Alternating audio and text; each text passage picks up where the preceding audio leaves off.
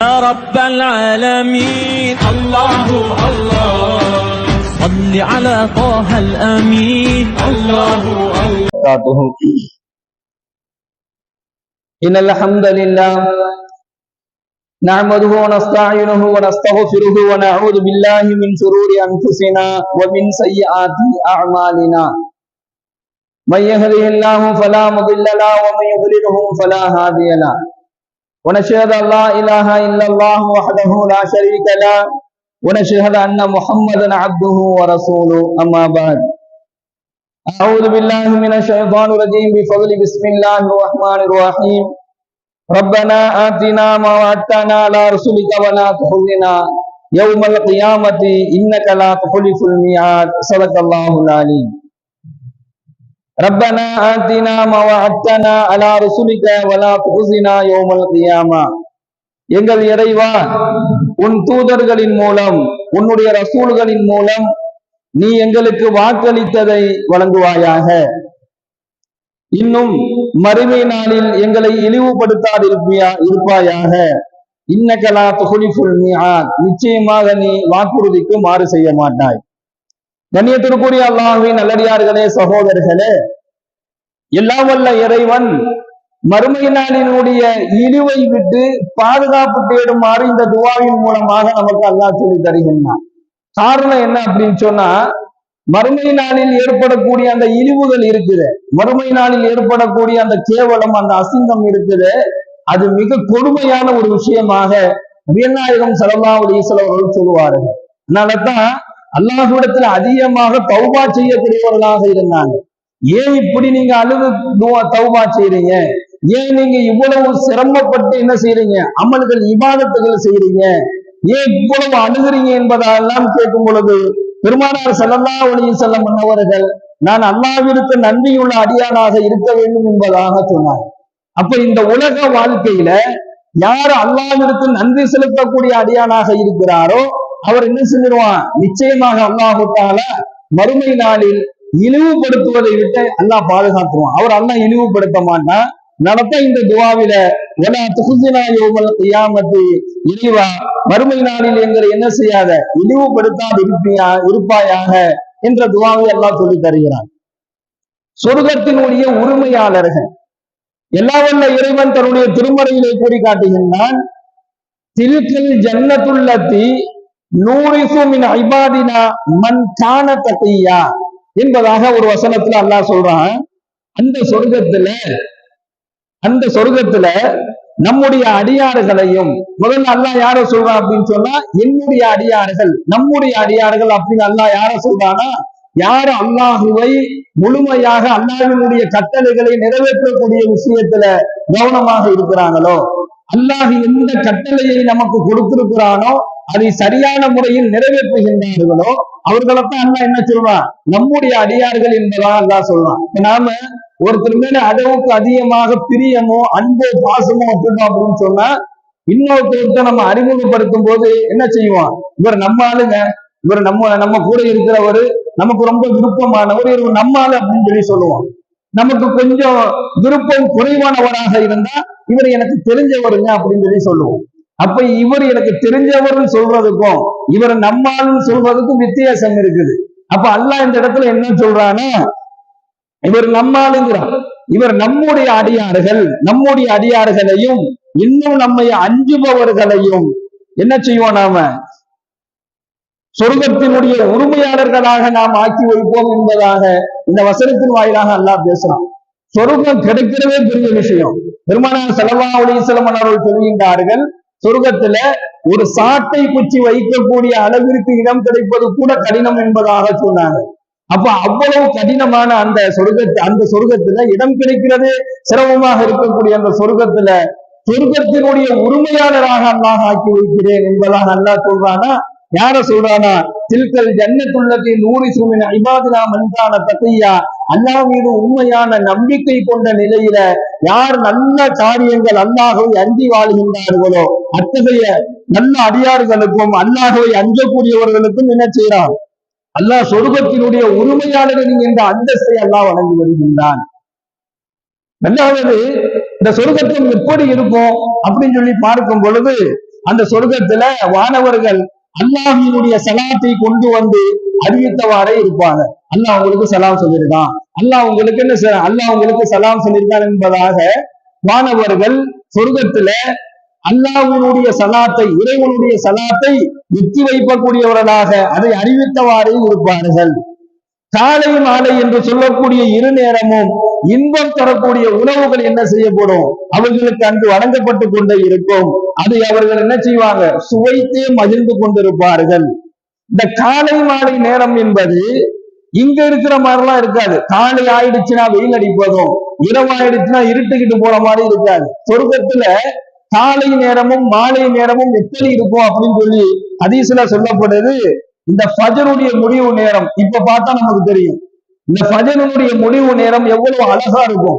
ஃபஜர் தொழுகை முடிச்சுட்டு நம்ம வெளியில போவோம். அந்த சூரியன் வர்றதுக்கு முன்னாடி அந்த ஃபஜருடைய முடிவுக்கும் அந்த சூரியன் உதயமாகுவதற்கும் இடைப்பட்ட நேரம் பார்ப்பதற்கு ரொம்ப அழகா இருக்கும்.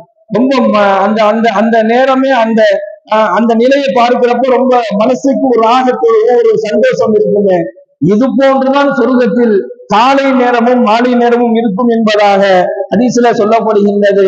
மேலும் இந்த வசனத்தினுடைய விரிவுரையாளர்கள் சொல்லி காண்பிக்கின்றார்கள், அவருடைய இறையச்சத்திற்கு அளவுக்கு ஏற்ப, ஒவ்வொருவருடைய இறையச்சத்தினுடைய அளவுக்கு ஏற்ப என்ன செய்வான், அல்லாஹ் சோனத்தினுடைய படித்தரங்களை அல்லாஹ் வழங்குவான்.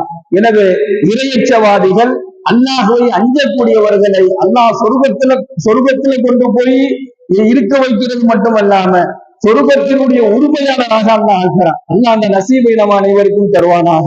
இரண்டாவது, நபியல்லாஹு ஸல்லல்லாஹு அலைஹி வஸல்லம் அவர்கள் சொல்லுகின்றார்கள், எப்படி நாம இருந்தாலும் அல்லாஹ்வுடைய மன்னிப்பை நாம பெற்றுக்கொண்டாதான் வறுமை நாள்ல அல்லாஹ் அந்த இழிவுபடுத்தக்கூடிய வறுமை நாளில அந்த இழிவு தரக்கூடிய அந்த நிலையை விட்டு நாம நம்மளை பாதுகாத்துக்க முடியும். இப்போ அல்லாஹ்வினுடைய மன்னிப்பை பெற்றுத் தரக்கூடிய ஒரு செயலை ஸல்லல்லாஹு அலைஹி வஸல்லம் சொல்றாங்க. அனஸ் ரலியல்லாஹு அவர்கள் இந்த ஹதீஸை அறிவிக்கின்றார்கள், எவர் ஒருவர் தன்னுடைய பெற்றோர்களில் இருவரையோ அல்லது இருவரில் ஒருவரையோ பெற்றுக்கொண்டு அந்த பெற்றோருக்கு என்ன செய்யறாரு, நல்ல முறையில பணிவிடை செய்யறாரு, அந்த பெற்றோரை நல்ல முறையில கவனிக்கிறார், அந்த பெற்றோர்களுக்கு கண்ணியம் செலுத்துகின்றார், அந்த பெற்றோரிடத்துல மென்மையாக பேசுறாரு, மென்மையாக நடந்து கொள்கின்றார், அந்த பெற்றோர்களை கவனமாக பார்த்துக்கிறாரு, அந்த பெற்றோருடைய தேவைகளை எல்லாம் நிறைவேற்றி வைக்கிறார். இந்த மாதிரி ஒரு அடியான் தன்னுடைய பெற்றோர்களுக்கு பணிவிடையும் கண்ணியமும் அன்பும் மென்மையோடும் நடந்து கொண்டால் என்ன செஞ்சிருவான், அல்லாஹ் அந்த செயல் அல்லாஹ்விடத்துல அவருக்கு பாவ மன்னிப்பை பெற்றுத்தரும் என்பதாக நபிகள் நாயகம் ஸல்லல்லாஹு அலைஹி வஸல்லம் சொல்லி காண்பிக்கின்றார்கள். அப்போ வறுமை நாளில் இழிவுபடுத்தக்கூடிய அந்த கூட்டத்தை விட்டும் இழிவுபடுத்தக்கூடிய அந்த சூழலை விட்டும் என்ன செஞ்சிருவான், அல்லாஹ் பாதுகாப்பதற்கு பெற்றோர்களை கவனிப்பது சரியான ஒரு செயல் என்பதாக ஸல்லல்லாஹு அலைஹி வஸல்லம் சொல்றாங்க. அவங்களிடத்துல நாம ரொம்ப கண்ணியமாக நடந்து கொள்ள வேண்டும். பெற்றோர்களுடைய விஷயத்துல ரொம்ப அதிக கவனமாக நடந்து கொள்ள வேண்டும். அவங்க தேவைகளை நிறைவேற்றுவது ஒவ்வொரு பிள்ளையின் மீது கட்டாயமான கடமை. அவங்க மேல அன்பு செலுத்துவதும் நம் மீது கட்டாயமான கடமை.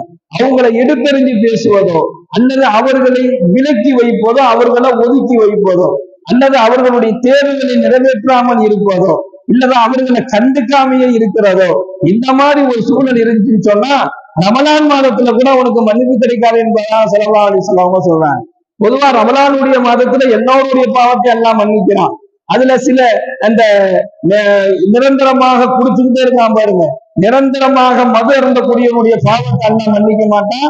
அதே போன்று பெற்றோர்களில் ஒருவரையோ அல்லது இருவரையோ பெற்று அவங்களை துன்புறுத்தி கொண்டிருப்பவனுடைய பாவத்திற்கு ரமலான்ல கூட மன்னிப்பு கிடைக்காது. அப்போ பெற்றோர்களிடத்துல கவனமாக இருக்க வேண்டும். அவங்களை எவ்வளவுக்கு எவ்வளவு நம்ம பராமரிக்கிறோமோ அன்பு காட்டுறோமோ அவ்வளவுக்கு அவ்வளவு அவனுடைய பாவங்களை அல்லாஹ் என்ன செஞ்சிருவான், மன்னிப்புக்கு அவனுடைய பாவங்களை அல்லாஹ் மன்னித்து விடுகிறான் என்பதாக நாம் பார்க்கிறோம். அடுத்தபடியாக 2 வானவர்களை அல்லாஹ் ஒவ்வொரு மனிதனோடும் வச்சிருக்கிறான் அப்படின்னு சொல்லி ஒரு வசனத்தினுடைய விரிவுரையில எழுதுறாங்க. அந்த வசனம் என்ன அப்படின்னு சொன்னா, ஃபமை யஅமல் மின ஸாலிஹாத்தி ஃபமை யஅமல் மின ஸாலிஹாத்தி வஹுவ முஃமினூன், எவர் ஒருவர் நம்பிக்கை உள்ளவராக இருக்கக்கூடிய நிலையில, யார் மேல, அல்லாஹ் மீது நம்பிக்கை உள்ளவராக இருக்கக்கூடிய நிலையில சாலியான நல்ல செயல்கள் செய்து வருகின்றாரோ வஹுவ முஃமினூன், அவர் என்ன செய்யறாரு, அல்லாஹ் மீது வைத்திருக்கக்கூடிய நம்பிக்கையின் காரணமாக நல்ல சாலிகான நல்ல அமல்களை ஒருத்தர் செஞ்சு வந்தாரு அப்படின்னு சொன்னா பலா குஃப்ரான லிசாயிஹி, அவருடைய அந்த செயலை செய்வதற்காக வேண்டி அவர் செய்யக்கூடிய அந்த முயற்சியை என்ன செய்ய மாட்டான், அல்லாஹ் வீணடிச்சிட மாட்டான். அல்லாஹ் சொல்வான், நிச்சயமாக நீங்க செய்யக்கூடிய அந்த ஒவ்வொரு நல்ல செயல்களையும் நாம என்ன செய்யறோம், பதிவு செய்து எழுதி வைத்துக் கொள்பவர்களாக இருக்கிறோம் அப்படின்னு சொல்லி அல்லாஹ் சொல்றான்.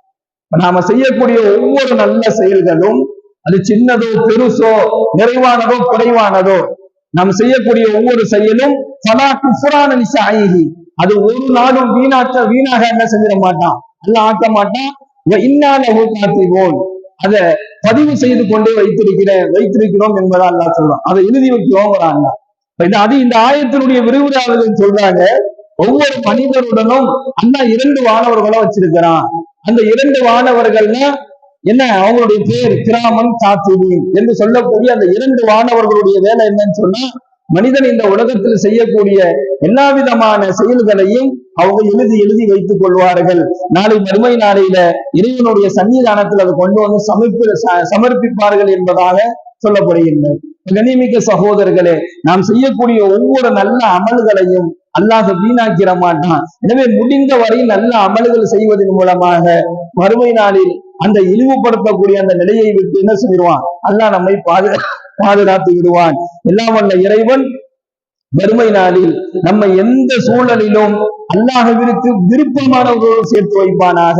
எந்த சூழலிலும் அல்லாஹ் விருக்கக்கூடியவர்களை விட்டு நாம் அனைவரையும் பாதுகாப்பானாக.